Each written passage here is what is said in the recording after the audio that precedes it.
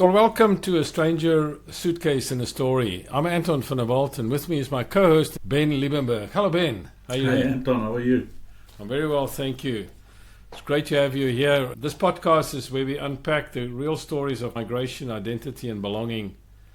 Whether you've made the leap thinking about it or simply curious, you're in the right place. Each story reveals what we hold on to, what we leave behind, and what we find along the way. Today, we join someone whose journey brings new heart and perspective to it all. Now, I'm going to introduce our guest in a moment. I was thinking about it, reflecting on we've done a number of episodes now, and I was thinking, what are the guests telling us? What are the kind of themes that are coming out? It's a really good reflection, especially if somebody picks this particular podcast we're doing today. I think some of the stuff that we're seeing, belonging and identity, comes out quite strong. You often hear people saying, I still feel like a stranger even if I blend in. Also the emotional baggage and what we carry. There's often memories of hopes and family pressures, and often people talk about what they brought with it. A theme that comes through quite a lot is courage of starting over. Today's guest, there's no question that we'll talk about the courage it takes to start over, and it's not always heroic. It's often lonely and quiet, and the loss of letting go. So sometimes we have stories of grief or losing what once gave life to structure. And then humor and culture. We had I don't know if you remember, Ben, one of our first people that we interviewed did all sorts of jobs, and one of them was in a bar, and he was a teetotaler. So it was quite interesting to hear that. Nearly every guest shares memories where they feel the privilege of a new life, and I think that was the one thing that struck me quite a bit, was this mindset of gratitude and perspective, and a lot about adaptability. You remember that Kevin talked about making it work, where Francia was more in, you're in Australia now, so you're not somewhere else, you're here. And then the support systems and paying it forward. Often guests talk about how much the reason why they come onto the pod is because they want to share their story, but also to help other people. Often we talk about parenting in a new country, and together with freedom and safety, those two things go together, where often the guests talk about how relaxed they feel when they come here. They have this thing where they feel a little bit safer, freer, and even if it's in an unfamiliar society, and almost every guest talk about the beautiful beaches, the solo walks, and the lack of fear signal is a turning point for them. One theme that comes through is this visa story, where there's often long delays and in limbo. And perhaps the last thing which was so profound is this whole storytelling thing. We created this pod, Ben, Stranger, a Suitcase and a Story, and it's the story that actually brings out so much. You might recall that even I shared a much deeper story last time. So these are the themes that I'm seeing. Is that a sort of accurate reflection? What do you think, Ben? Yeah, absolutely. Same from my side. That's what I feel as well. Yep. So our guest today, I want to introduce John Chan. John came to Australia probably 8 years ago or so, and he moved to Australia and worked a little bit here, but then started his own business as an entrepreneur, exploring opportunities. I suppose he couldn't have picked a better time than in the middle of COVID, right? And so he did that. So we'll talk about the courage. But he came across for his family, and he took kids and his wife, and he came across for development opportunities. As I said, born in PE school and then worked in Joburg. And so, John, welcome to our podcast. And Ben and I are really looking forward to having a great conversation with you. Yeah, Anton, Ben, thank you for the opportunity. And I think some of the things that you've just touched on now in your little synopsis of the episodes that you had resonates, because I've been here almost 8 years, my 8th year now, and it hasn't been plain sailing. But despite it all, I've welcomed quite a few people from South Africa, some very close friends and some acquaintances from either my kids' school or whatever, who've either come and emigrated here or have come and done a recce, those kinds of things. And I've met with them because I think there's some kind of, maybe I won't call it altruistic, but it's almost, I've walked this path and I've learned some hard lessons along the way in the 8 years. And I'm hoping that if I had to just give them some no-hold barred, like kind of advice, maybe it'll smooth their path for them. There was a couple who decided this wasn't for them. I think some of the advice that I gave them wasn't necessarily that they mustn't. It was just really this is what you're going to be up against versus the life that you have currently in South Africa. Yeah, it's interesting that you say that it's a human thing, and where you say, what have I got to lose to help somebody else? Because if I've walked a path, then somebody else don't have to make the mistakes that I've made. They can make their own new mistakes, right? Yeah. But John, I want to take you jumped into the middle of it, and I like that. And so we'll come back to some of the stuff. And Sure. But the thing that interests me a lot, you say you were born in Port Elizabeth in South Africa, but do you know a little bit about what generation you were there in South Africa and where your ancestors came from? I assume from China. Yeah, okay. I'm third generation South African born Chinese. Both sets of my grandparents came in the early 1920s from Canton, so I'm Cantonese in terms of my ethnicity in terms of Chinese. And they really came to escape war and communism and things like that. They came to the promised land, or what seemed like the promised land. And I'll probably touch on it a bit later, thinking about them emigrating to Port Elizabeth at that time. Obviously, there's no flights, no airplanes, so they had to arrive by ship.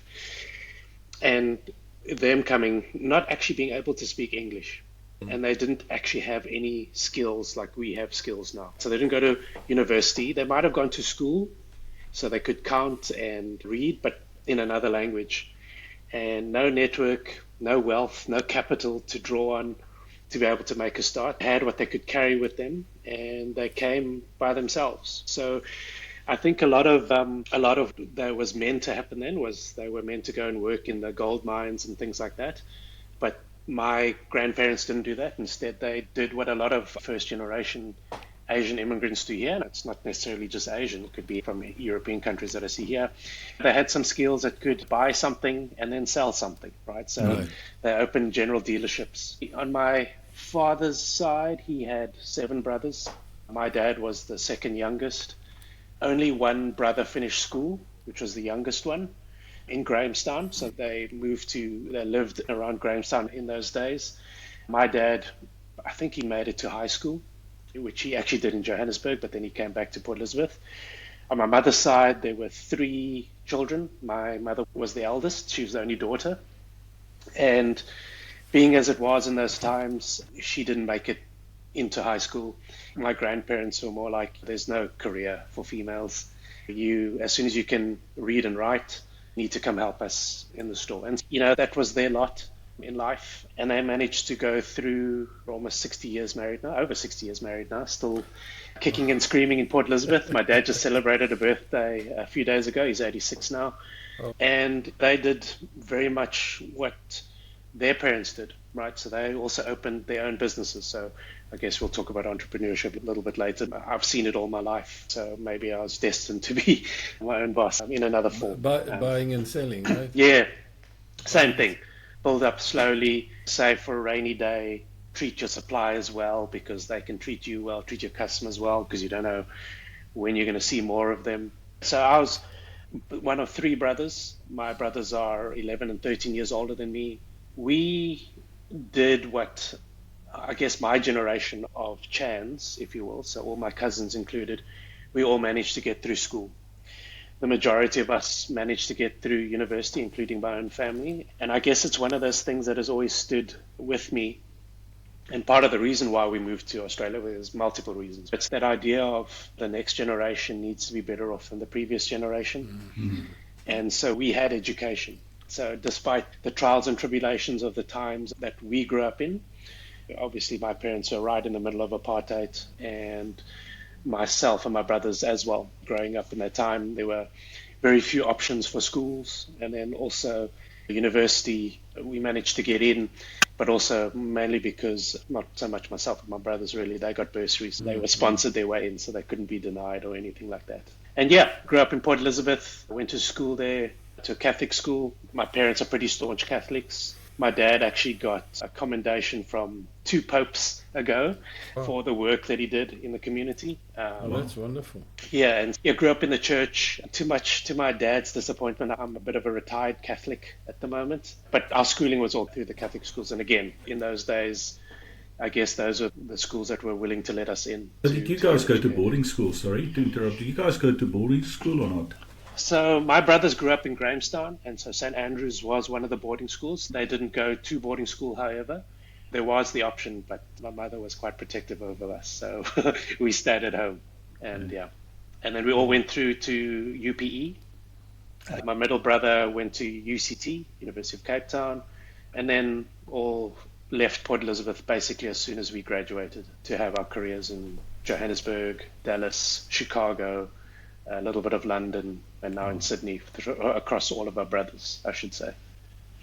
So I'm really interested to know a little bit about growing up in South Africa for you in the Eastern Cape. What was your childhood like, and how did you experience South Africa growing up there?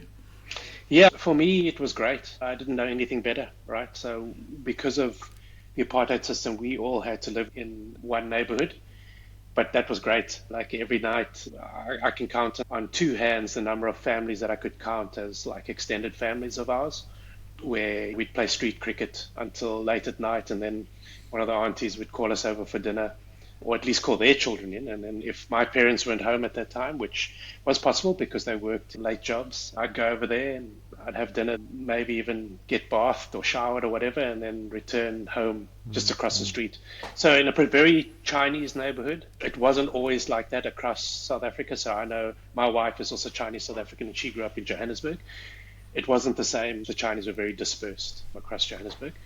But for me, it was great, just living amongst your own culture.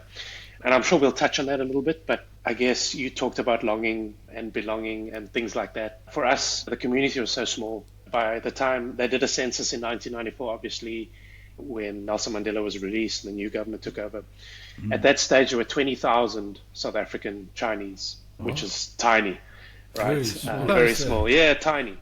And so from a belonging point of view, I'm definitely Chinese, and I'm proud of that cultural background that I have, but I don't speak Cantonese. I don't speak Mandarin. Did you ever go back to your ancestral home? It wasn't even something that my parents did, right? So my dad had some estranged sisters that lived in China, but he never met them. And it's never really been a massive calling for me, to be honest. Yeah, it's not something that I've done. Yeah. I've thought about, yeah. So let's fast forward a little bit. It's quite interesting, John. I asked you a pretty innocuous question about what generation Chinese were you in South Africa, and look where we've gone to. Yeah. So this podcast is about all of that. So it's about finding those stories and talk about them. And it's fascinating if you think about the history and the things and how you grew up. I know I grew up in South Africa. I'm a bit older than you, and of course we grew up and there was always Chinese takeaways, right? So those 20,000 Chinese did their thing way back, right? Yeah. So let's tell us a little bit about your decision to come to Australia, and what made you do that, and then what was the route that you took? Yeah, so I think like many South Africans that I've met, I think the final straw was my in-laws being attacked at home in 2009. My eldest child was just turned a year. So we lived in Sandton in South Africa, and so did my in-laws. And they got violently attacked in their family home of 23 years in Morningside, Sandton. And I think that was the night when the decision was made that we would explore leaving South Africa. Unfortunately, my in-laws moved out to a smaller place, but 2 months later it happened again, where they were attacked again. And my parents, being shopkeepers and having their businesses in townships and poorer socioeconomic areas, had numerous robberies, but never anything as violent as my in-laws experienced. And I think that was the shock, right? And then plus, I'll remember it clearly, we were having dinner, and my mother-in-law phoned and said, look, we've been attacked, come over. And it was about 6:30 in the evening, normally the time that my 1-year-old daughter is supposed to go to bed. And I was thinking, man, we're going out there and we've got our daughter with us, and this is not probably the way it should be. And we put the wheels into motion. My in-laws, so my father-in-law, mother-in-law, brother-in-law, and sister-in-law, this was in 2009, put their expressions of interest to come through to Australia. They applied using an agent. And so did we. So by 2009, we had all our documentation, etc. My brother-in-law and my in-laws and my then sister-in-law, who was still a dependent, so she was also a Latlamiki, so she was quite young then, still finishing school. They managed to get their visas approved, and I think my brother-in-law was over in 6 months, basically. And my in-laws basically came and went because they still had a business in South Africa, and we were at the mercy of the process. We were told it was 6 months. It wasn't, but by then, in that time period, I was busy doing my MBA. It was the first year of a 2-year program. And then in the second year, and so that was 2010, I'd completed it. By 2011, I'd moved jobs to South African breweries, and that distracted me. By then, my wife also decided she wanted to do her MBA, so that's another 2 years. Mm-hmm. So that takes us to 2013. We knew we had the application in, but we hadn't heard anything, but we didn't push it because we weren't ready because of just where we were in our personal lives and careers. And then when my wife got her MBA, she also started a new job. Yeah, that kind of distracted her, although that part of her getting the job was pretty much by design because she took a job with Time Bank, which then was a subsidiary of CBA here in Australia. So there was method to the madness. And so around late 2015, 6 years had passed now, we were like, okay, now what's going on? By then, my second child was 5 years old. And so we inquired, and over the years we inquired to see where we were, but we got a standard answer. The skills shortage list has changed. It changes every year or every 6 months, and your skills have gone down, but just be patient. So we did. But then we realized actually things weren't going to get better on that front, and we weren't getting any younger, and we were starting to feel the pressure of the windows closing. We were approaching 40 years old. And so we really needed to make a move. So we restarted the process, went with another agent, went with my wife's, this time with her skill set. And by mid 2016, probably 6 months after we had finished the paperwork and things like that, we got the call to say, okay, go do your medicals, which is basically we're in. Wow. So if I can just ask, so what did you guys, I was just thinking about it when you spoke about it, but I actually came over on a skills visa, but I think my wife had more points than I had, so we really came over on her points. Yeah, because she's quite well qualified. But what did you guys study? Yeah, so I did an undergraduate in IT and business, but the complexity around that was that I didn't stay in IT. So when I moved to Nedbank straight after university, I did one and then I moved out. And so I did 9 years of what you would call as an internal management consultant. And that's the skill that was selected to come into Australia because it happened to be on the skill shortage list. All right. Now, I didn't know it then, but since I came into the market in 2018 when I got here and started entering the job market, management consultants isn't a scarce skill, all right? There's a lot of people. And so 2015, what we did was we came in on my wife's skills, which was we looked at the list and it was IT project management. Now, she hadn't done project management for 4 or 5 years before then, but it doesn't matter. It got us in, and we actually got in on a state-sponsored visa. So we were meant to go to South Australia, so to Adelaide for 2 years. And when we landed, actually the year before we came, we went to Adelaide to have a look to see if we could live there.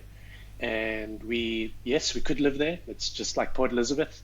However, it's not necessarily, I left it for a reason. No, that's what Ben and I are telling ourselves. There were so many places in Australia that feel similar to South Africa. And I was sitting wondering if you're going to say it, and there you did. And yeah, I mean, it's great, but there was a risk that we would either be underemployed or we wouldn't be employed because the job market is very small. John, just to let you know, when we came over, the first city that we went to was Adelaide because I had a mate there, and that was just by chance. He organised a job for me there. And he picked us up from the airport and was driving to his place towards the beach area there. And as we were driving, we just looked at each other and go, man, this is Port Elizabeth, isn't it? And he said, yep, absolutely. Yeah, and it's great. Now that I look back, and affordability would have been great. However, we met another Chinese South African who had moved there more, my wife's friend. She's a doctor. And she also came in on a state-sponsored visa, and she never left after 20 years. And I think in many ways, while she wasn't unhappy, in fact, she was very happy, this friend of ours, I just didn't want that to be. We made the decision that when we landed in Australia, we'd go straight to Sydney. And we could defend it if anyone had to query why that happened. And no one did, by the way. And that's because all of our family was here. So my wife's extended family is all here. And so they wouldn't have denied us that. So I guess if we want to talk about it, and hopefully people who are listening, maybe they would take something from this. Our agent said, he's very good. He said, you could go there and take a rental for a few months and try and apply for some jobs. More than likely, you probably won't get any, but then that's proof enough to go, look, we tried. And we couldn't live our savings, etc. And so we had to go to the biggest city, which is what we did. Yeah, so that's how you started the process in about 2015 and you landed in 2017. When was that? End of 2017 or what time frame was that? Yeah, so I think the catalyst to go, because obviously once you land, so we landed and stamped our passport, I think around end of 2016. So that gave us 5 years to then make the move permanent. However, at that time, I'm not sure you guys probably were here, but that's when South African Brewers was being bought out by AB InBev. So the world's biggest brewers buying the second. And I took the opportunity then to exit the business at the beginning in February of 2017. And then I consulted for a bit, but the point was that, okay, this is it. I'm about to hit 40, so let's go. And so I took the time while I was not working to wrap up affairs, so to speak, sell the car, sell the house, do everything that we needed to do, organize containers, get movers, get everything ready. And December 16, 2017, we boarded the plane, one-way ticket to Sydney. Yeah, that's great. So tell us a little bit about you arriving here. How did you experience it? What made you feel like, oh, this is really nice? And what made you feel like, oh my goodness, I don't know if I can do this? Yeah. So I'd probably been to Sydney probably 3 or 4 times previously, but I was very cognizant that when I was here, that was on a holiday, right? So your eyes wide open, you're just seeing the great things. You're on holiday and the weather's amazing. I always came in summertime, go to the beach until 9 p.m., etc. And it was no different when we landed, even though it was a little bit more stressful because by that stage, we had already organized the kids into primary school. We had organized a rental ahead of time. So we had a place to land. How did you get that right, John? Most people that'll come on this podcast or who we speak to cannot organize a rental ahead of time. How did you do that? So we came in August of 2017. So we flew December. And we came, and the reason why we came was because my wife had managed to organize a couple of interviews with people at CBA that she'd managed to network with. Because remember, she was working at Time Bank. Right. And so she'd made contact with some people. So that, and then we also took time then to interview schools to see where we were going to go. So we chose schools first before neighborhood. Some people go neighborhood and then what's the school? So we chose the school and we decided on a school in Putney in Sydney. And then because it was a public school, we had to obviously find a place in the neighborhood. And so we scoured everywhere for rentals and we found an apartment that came up. And we managed to secure it because, one, we had an address here because her parents and her brother was here already. So we used that as the address to domicile so that they could say, look, there is some kind of presence, it's not a risk. And at that stage, she was in the process of getting job offers. So while she didn't have anything concrete, we could say with some confidence that we were going to get a job. However, I think the biggest thing is that's August, right? So we said we will take and pay for the rental from September, even though we'll only be here in December. So the place is empty, right? So we're not messing anything up. We're paying September, October, November, December. And there's a guarantee for you. If you want 2 months, I think they just ask for a month in advance, which I think is the bond anyway. So it was low risk, really. We weren't in the place. We had signed it, and that's how we managed to secure it. So when we arrived, we went straight to our place. Although, actually, no, we didn't because our container hadn't arrived yet. So we went to my in-laws until the container arrived. So what did you bring in your suitcase? We brought half a container, and 3/4 of that container was kids' stuff because they were 6 and 9 at the time. We thought they would need all of these sentimental things to try and help them settle in. In reality, they didn't, and we paid money and we stored it for 6 months in a Kennards over here. only to try and get rid of it. And that's another story about trying to get rid of things here in Australia. It wasn't very easy. And yeah, we sold everything, more for pragmatic reasons. One is because we didn't know what we were going to come to. We had a big house, as we do in South Africa, because you can afford it there. And so we didn't think all of that furniture would be able to fit. And we knew we were coming to a 2-bedroom apartment anyway, so we couldn't bring it. And so we sold everything. And slowly over time, as we moved, we've replaced all of those things. So that's physically talking about what's in my suitcase. I guess metaphorically and less literally, we left everything behind. I think the reason why took so long for us to move is because I gave up most family connections. So my parents, I left my brothers, I left my friends. And while she left her friends, she arrived to her father, mother, brother, sister, grandmother, all of her aunts on the one side, all of her cousins on the one side. They all left Pretoria like 20 years before us. So there was, I guess, a soft landing for her and a bigger call for her to come. It made more sense for her. But I'd resolved that this was the right thing to do for my kids. And so how did the kids experience it? Your kids, how were they with the move? Yeah, so they were pretty good. I was unemployed probably for about 6 months while I looked for a job here. However, that meant that I was present for 6 months for my kids as they started school. So walked them to school in the morning and was there when the final bell rang, walked them home, was present for bath times and dinner times. When they had soccer or netball, I was there and I took them. So I think that helped. And so that's a silver lining for being present and being unemployed. And I think it did help them settle in and maybe taking a career break, so to speak. My son, who's now 14, he's spent more time in Australia than he has in South Africa. So for a large part, I guess it's a lot of what they know. He doesn't have massive memories of South Africa, and my daughter as well, even though we've been back a few times, a handful of times, to see my parents and my family. But for all intents and purposes, they settled in fairly well. They went through it, they made some friends. The school was very inclusive and very welcoming of them, because obviously it's not the first time they've seen someone come from another country into the system, and gave them whatever support they needed. So it was really very welcoming for them. I think you touched on that. Your wife had all her family already, but not you. And how was that for you? Yeah, thankfully, I guess I get on really well with that side of the family. My wife and I have been together for many years, so I knew them before they left for Australia. At family gatherings, I didn't feel like an outsider. I was very much welcomed, as blood relatives would be. So from that perspective, really good. I don't know if it's different for husbands and wives or men and women.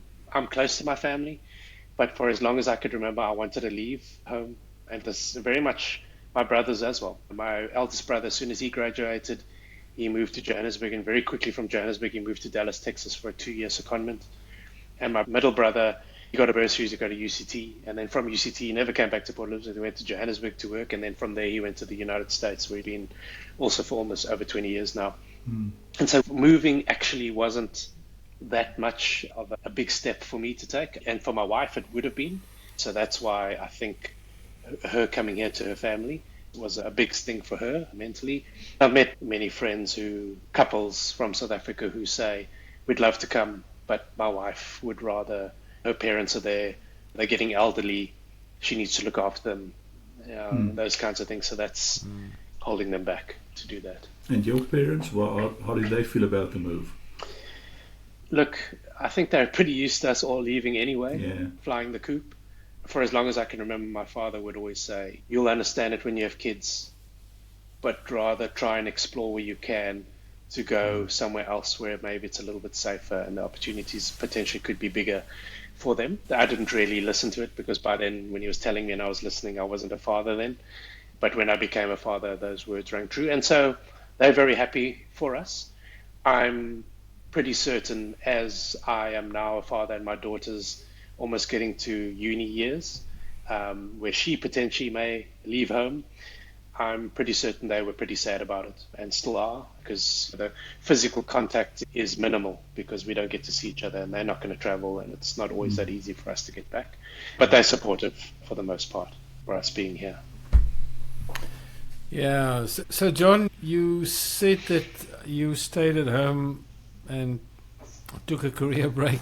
Yeah. And then after 6 months, what did you do? You found some employment. What was that? Yeah, so I think once I got the kids in, I joke about it now. There was one spot in a coffee shop in the neighborhood that I would go sit every morning after I dropped the kids off. And I would sit on my laptop and look for jobs and tailor cover letters, tailor CVs. In the beginning, I was very choosy, like the first month or two, because I thought maybe, I don't want to say arrogantly, but maybe it was. Look at all these jobs. I can do all of these things. I come from blue chip companies and I've got all these qualifications. I'm not going to go for that one. I'm going to go for these other ones. But that was a cycle that repeated itself over a couple of months, sitting in the coffee shop applying. And obviously the number of applications would go up as desperation went up. So getting to 5, 6, 7, 8, 9, 10 applications a day. And so that would continue. But then eventually I got an opportunity to interview for a role at CBA through my wife's connections. So it wasn't even, yes, it played a role, but it really was the network that got me the door to meet a human, because previously sending CVs, I'd hardly got to speak to a human. I just got automated responses if I did get a response to job applications, which was part of the problem because that was doing my head in a little bit. Give me something to work with at least. What am I doing wrong? Anyway, so that process with CBA took 3 months and 7 interviews, including 2 case study presentations, hearing on a Friday that they're going to offer me on Monday, and then not hearing anything on Monday, inquiring on Wednesday, finding out that whole team had been retrenched the Friday afternoon to where it was so close. And then I was like, man, this can't be it. And I went back again to the recruiter and said, listen, I heard you guys were about to hire me, so therefore I have skills that you want. There's got to be something else. And so going through another set of 6 interviews and finally landing on a job, which in hindsight was not the right job. It was really me going, man, I need to get into the market. Man, I've got to pay some bills. I need to get this, what they call Australian experience. And then finding myself in a situation after 2 weeks where in the job, so this was July 2018, where I was like, wow, it's good to earn money, but this can't be why I came here. What I was doing wasn't what I thought I was going to do. And then inevitably, there's some personality clashes with the manager because I'm unhappy, then she gets unhappy. And that cycle just got worse over the next 5 months, to the point where I had a discussion with my wife and said, listen, this is not why I should be employed, and this is not why I'm here. It's not what I want. So I resigned just before my probation period ended. So by December 2018, I was unemployed again, back on the job market, because December, January, everything goes quiet. So I took a month or 2 to reset and then started again. That's a tough gig that you were in for a year now. And so now in a year, you really haven't settled as an individual in your own kind of professional life, right? Yeah, and I think that's quite profound, Anton, because I think everything else was great. So we had a roof over our head. My wife was working at a good job, so we could pay some bills. My kids were happy. We were in a beautiful city. But there was one thing missing, which is, and I don't want to say it is my self-worth or my identity. What you do for a career is a big part of who you are in your life, like it or not, right? Because, and it's not just about the money. It's about the sense of achievement and the things that you get to do during the daylight hours that are of worth to you, to other people, and things like that. And I was searching for it. And that was the one piece I think that was missing from me truly settling in. So Ben wouldn't, I'm asking this question, but I'll ask it anyway because I'm a human condition person. So what did you learn about yourself during that time, John? I think so for one thing, I think, and I'm not shy to admit it now, but I think I needed to find some help. So I went to see a psychologist for the first time in my life, and she helped me to bring closure to that chapter, that first year, through many things. However, she also helped me get perspective, right? So yes, I didn't have 100% of the things that I was looking for to help me settle in, but 80% of the things were there. My wife, for the first time in her life, could come home on her own before the sun goes down. And when I mean on her own, she's walking in the street to the train station, which she couldn't do in South Africa. She's had many of these horror stories as well. Thankfully, nothing hectic, but close calls in South Africa when she's coming home, having spent late night at work, as you do. All of those kinds of things, right? Like, we weren't destitute. The kids were happy. My wife was happy. This is just one thing of many things in a step on life. And I think you asked me what I learned about myself. I always used to say I'm quite resilient, and this was testing me, right? So it's like, how thick is your skin? How tough are you really to get over these things, to pull yourself out of moments where you go, am I good enough? Because that's the kind of conversations that I was having, because I was getting all these rejections or no calls back from recruiters after putting all this effort into doing these CVs and cover letters. And it plays on your mind, where actually it shouldn't, because previously 20 years in your career, you've had a career of achievements. You've worked and done things, but yet in the space of 1 year, suddenly you're like questioning all of those kinds of things. Am I good enough? Can I do this? And what changed for you? So what in the environment, I'm not talking about, so I can hear your inner resilience that you had, and you were seeking help when you needed to, which is a very smart thing to do and very self-aware. But what in the environment, in the Australian environment, is it that helped you along, that says, okay, I can make it here? Yep. So I think in that time, so from January 2018, when I was back in the job market, I decided that I wasn't just going to blindly apply for roles. I was going to try and network more. So I reached out to as many people as I'd met in that first year, through schools, through sporting events, and said, look, is there someone in these companies or in these roles that I'm looking for that you can introduce me to? I also reached out to my South African network and said, is there anybody that I can speak to? And I did that because I realized that's one of the ways that could shortcut me and get me into a corporate role, because that's what I thought I was going to go for again. And so I had many coffee chats over January to June to meet people and just put myself out there. In that time, however, I also met some business people, some entrepreneurs, some people who previously worked in corporate and then moved into the corporate world. And in speaking to them, because previously in South Africa, I had a couple of side hustle businesses that I started while I was working in corporate, with the aim of, if this goes off, then I can move there, and because that's what I really want to do. And I realized firstly, two things. One, the support and that is given to SMEs in terms of grants, government grants, and the ease at which to get an ABN or a business number and register a business is a lot easier in Australia than it was in South Africa. So that's one. And the second thing is really the economy is bigger here. And actually the SME market, which is businesses that are less than 50 million, are almost 2/3 of the economy. So that means there are many people out there, many businesses that are out there that make up this economy. Where I come from in South Africa, that's not the case. And so that was positive for me, to the point where in September of 2019, where I decided, okay, nothing much is happening for me here.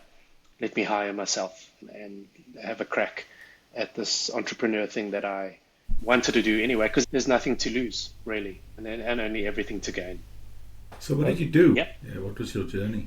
So I think it was almost like a chance call to an agency that was my agency when I worked at South African Breweries. So it was a brand design agency, so basically it does graphic design. And I'd always been really friendly with one of the co-founders. And at that stage, again, September 2019, I reached out to him and said, look, why don't we think about a partnership here between us, where you maintain all the creative staff that's sitting in Cape Town in your head office that had been there for 20 years, because the business has been going for that long. And I'll win work on this side through this networking thing that I'm doing now with people that I know and my network around the world. And we'll just send business back there and we can give really good experience. And so that's what we did. And that was the business, which really started off in, I think, February 2020. And we all know what 2020 was. I just want to say that's about COVID month, isn't it? Yeah, April, I think we shut down. March. Yeah. So how was that period when you just started up and then COVID hit? How did you manage that? Yeah, I think I joke because remember there used to be Job Seeker and Job Keeper and those kinds of things. I joke that was my largest client for that first couple of months and year. But really what it gave me the opportunity to do was just sit back, because that's all it could do, because you had to sit back in wherever you were living at that time. and just take stock of the business, understand it a bit more, understand the market, understand who I was going to target, get the strategy on point. So I used it to good effect, I think. Obviously, I was itching to go, so was just reaching out to people where I could to see what interest. And I actually did win some business during that time.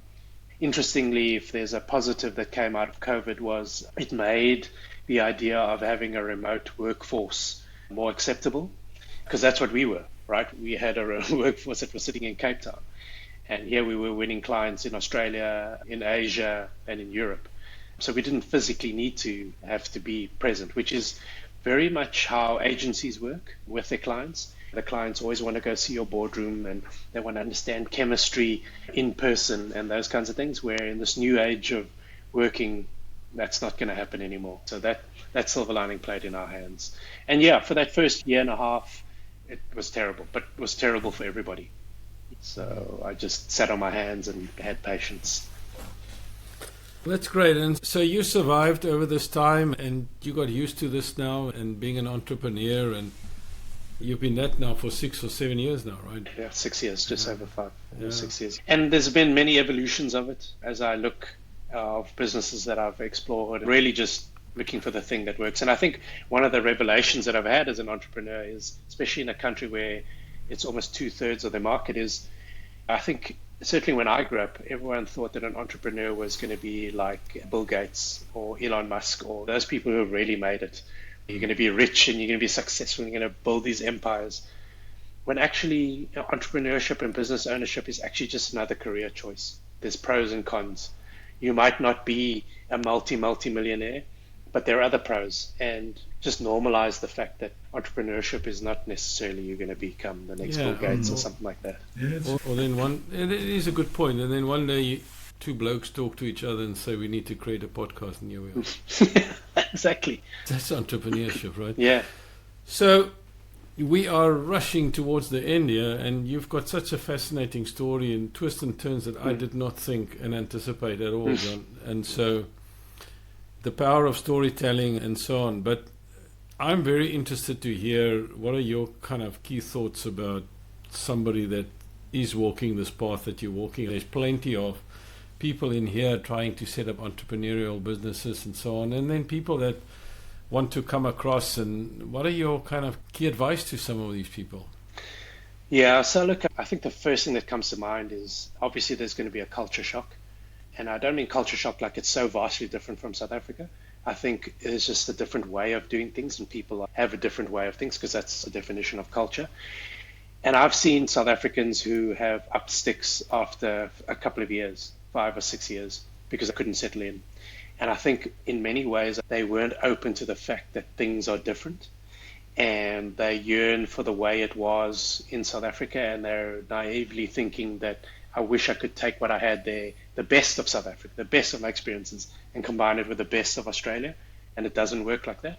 And I think you have to have an open mind that things are different, and you need to accept it where you, of course, to help you settle in. And I think, like one of my good friends told me, it took him probably 5 years to settle in. And I think that number of years is different for everybody because all your circumstances are different. Am I fully settled? I don't think so. I'm 8 years in. I've got some good friends who said they were settled in after 2 years. And I know some people who after 20 years are leaving Australia to go back to Cape Town because they never, ever felt that the pull of what they know. What is the thing that make people, in your opinion, that make it easier for people to settle? I know you say accept that it's not the same, but what is it that they do? I think for me, I can only speak from my own experience. And I think there were a couple of things for me that I had to check because I'm quite pragmatic. So there's a couple of check boxes. One, are my kids and my wife happy? And visibly so, yes, check. Are we living to a standard that we want to and that is acceptable to us? That doesn't mean we're living in the biggest neighborhoods or whatever. Check. And then I think from a personal point of view, one, is there career satisfaction? And two, do you have a network of friends and family around you so that you can feel part of something? And that something might be a football community, it might be a school group where they invite you to their house, they invite you to drinks, to a pub or something like that. So you're part of something and you're not just on your own. Because if you're on your own, you're left with your own thoughts, and that can be a dangerous place to be. And you need to be able to get yourself into those circumstances where you're out there and you're part of somebody's circle or a part of a circle. Yeah, that's very wise words. I think that, and also going back to your story, I think that first year that you leveled the whole thing for you. You were a senior person in breweries, you were a senior person in South Africa and coming here, and somehow the things don't work, and that's a big leveler. And you discovered that, and that's a good story, because you said, okay, if this doesn't work, I'm going to try something else. And I think you were the master of your journey, in the sense that you said, if I can't get the work satisfaction, then I can't have a home life. I'll be a miserable person. And so you said, I can't do that, and go find something else. And so that's a good story. Yeah, and that first year was humbling. All this journey has been humbling. I think that's a great point that you've just made. But not humbling in a bad way. I think you've got to grow from it and learn from it. And those people that are looking to get back into corporate, the reality is that maybe you have to take 1 or 2 steps back to get into the market. It's a very competitive market. There are people from all over the world that have our qualifications, that have worked in big companies just like you and me, and they're here as well. So they're also looking. Have some patience and back yourself, that you will work your way back to where you feel you deserve, or to that point where you will have that moment of, okay, I can breathe now, I can settle in now, and we're okay. Yeah. Any last thoughts from you, Ben, before I close this? No, not really. I think I absolutely thoroughly enjoyed this chat. Really enjoyed listening to you tonight and listening to what you've done and gone through. I'm really inspired by it. You've done really well. So many opportunities to give up and let it get the better of you, but the fact that you just persevered and focused on the positive, that's amazing, man. Yeah, thanks for coming on. Thanks for having a chat with us. Thanks for sharing. I know it's not always easy, because you don't always want to delve into the tough times and stuff, but you did, and I think there's a lot of people that can take a lot of positive things of what you said, and I think that's great. Thanks. No, and I appreciate it. Thank you, guys. Yeah, thank you, John. Really appreciate it. There's so many things that inspired me tonight, and I'm sure many people that will listen to you. So thank you for your time. Really appreciate that. It's a great episode. Thank you for giving me the opportunity.